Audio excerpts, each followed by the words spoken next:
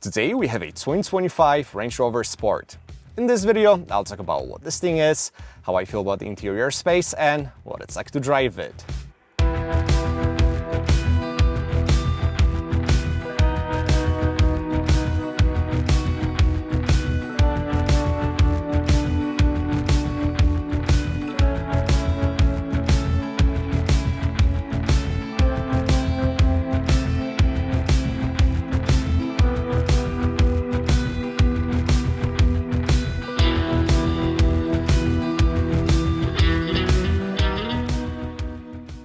So when you want to show people you have money, you buy a full-size Range Rover. I mean, that thing has been a status symbol for years and it has an undeniable presence.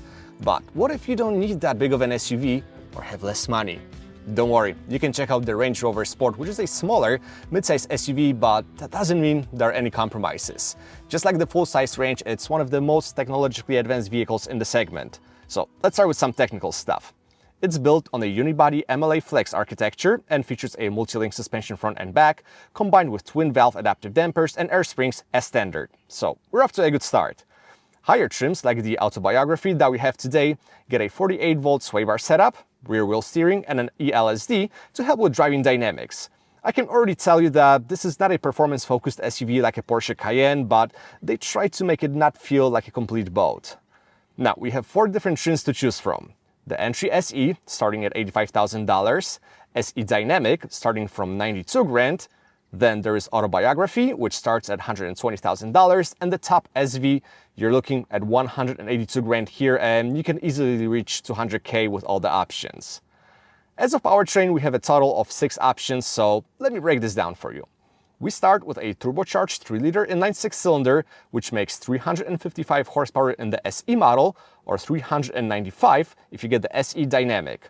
Next up, we have a plug-in hybrid variant, which uses the same engine, but adds an electric motor and a 38 kilowatt-hour battery pack. Here, the SE Dynamic gives you 454 horses, and the Autobiography has 524 horsepower. As of electric range, you can do up to 53 miles on full battery. Finally, we have a BMW-sourced 4.4-liter twin-turbo V8, which makes 523 horsepower or 626 horses in the top SV variant. No matter which engine you choose, you'll always find an 8-speed automatic transmission provided by ZF and an all-wheel drive. In case of the Autobiography trim, you also get a 2-speed transfer case. Now, before we talk what it's like to drive the Range Rover Sport PHEV Autobiography, let's take a look inside and talk about the interior space.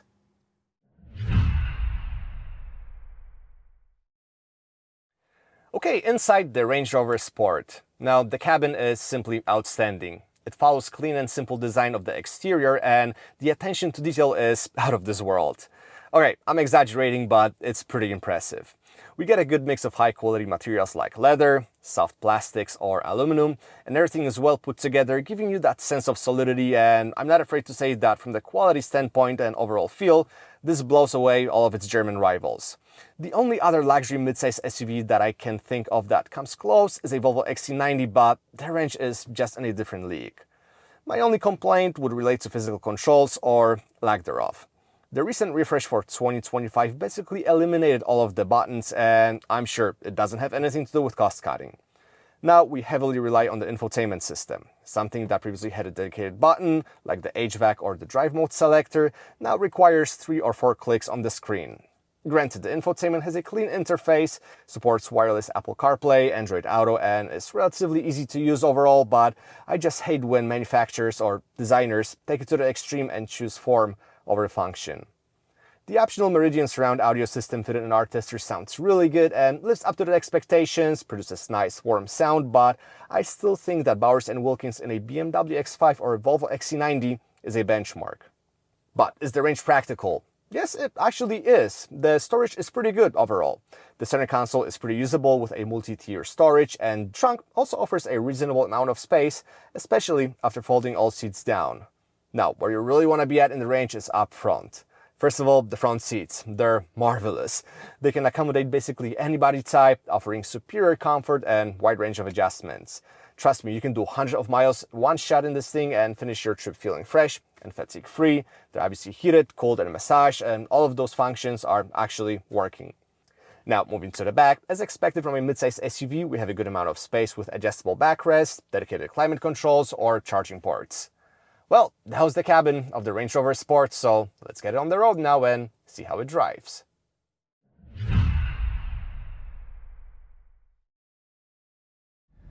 Okay, so we are behind the wheel of the Range Rover Sport. It has Sport in the name and we are on our favorite back road, so let's see very quickly how it does dynamically. We lost the physical controller for our drive mode, so we have to use this little thing here. We can put the transmission into Sport, floor it. Oh wow, it's quick. It truly feels like it has 542 horsepower. And we have plenty of torque that comes both from the engine and the electric motor. The hybrid drivetrain works pretty well. Oh wow, I love inline 6-cylinder engines. They're super smooth, and this Ingenium engine that sits under the hood of the Range Rover Sport is truly impressive. Almost B58-like, but hey, we all know that nothing compares to the legendary BMW B58 that you can, for example, find under the hood of the BMW X5 xDrive 50e. So once we switch the car to the dynamic mode, the damper stiffened up, the car lowered itself. So let's see how it handles. I can already tell you that it is a big boat. The rear wheel steering system kind of masks the weight of this car and makes it feel more nimble, but we can still tell that sporty handling wasn't a priority for the engineers when they designed this thing. The rear differential helps a little bit with rotation, which is nice, but we get plenty of body roll, and I'm not gonna lie to you, if you want that sport sedan-like handling, well, you have to get the Porsche Cayenne. Range Rover is not made for this. Yeah, we got some understeer, but the brakes work okay considering the fact that the car is using regular pads on rotors and regen braking from electric motors. That inline 6 sounds pretty nice. Also, we can try the manual mode. We have a ZF 8 HP unit on board. Works really well, shifts gears pretty smoothly, it's responsive, and it's also battery smooth.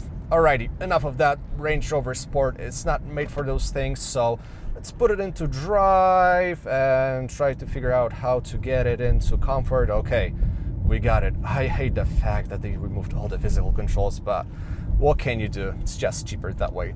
Alright, driving this thing on a daily basis is incredible. This is a true submarine that is totally isolated from the outside world. We're talking about the wind noise, we're talking about road noise, NVH from the engine.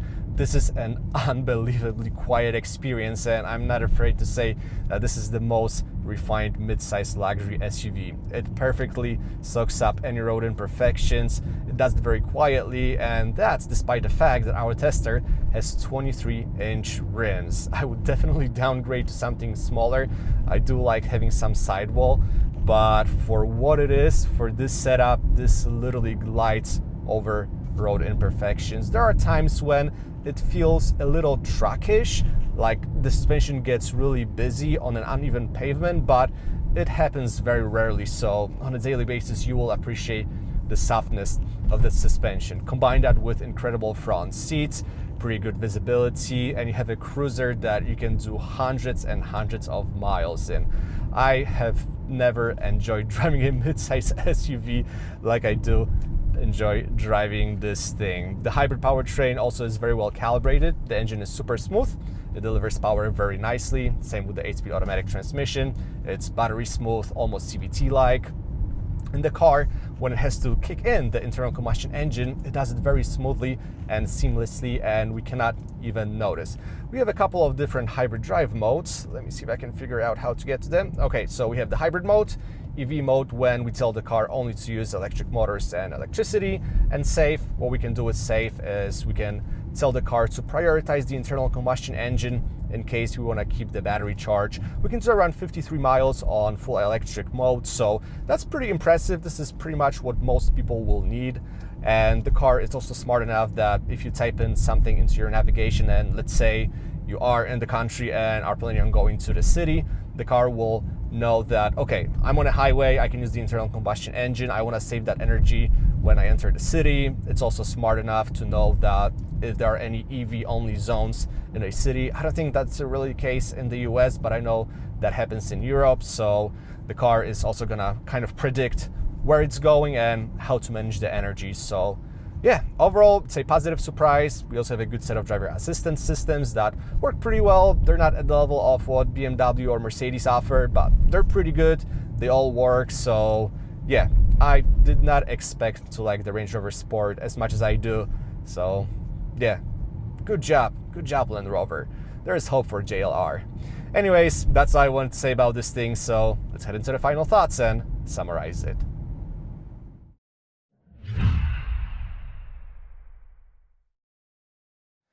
Okay, summing up the Range Rover Sport. I don't remember when was the last time I drove such refined midsize SUV. It literally glides over all the road imperfections, it's super quiet, and the PHEV variant gives you 53 miles of pure electric range, which is pretty reasonable, and it truly feels like a six-figure SUV inside and out. Now, just like every other midsize SUV, this thing isn't for everyone. If you want sports car-like performance, then the Porsche Cayenne is the answer. If you want something in between that's comfortable and drives pretty well, then you have to check out the BMW X5. But if you want a purely ultra-refined cruiser, then the Range Rover Sport is the answer. Just for the love of God, please don't buy this thing or finance it. Lease it because they depreciate like crazy, and keeping them up, don't even get me started. Anyways, if you guys have any questions about this thing, drop a comment. I'll be more than happy to answer them. Thanks so much for watching, and I'll catch you all later.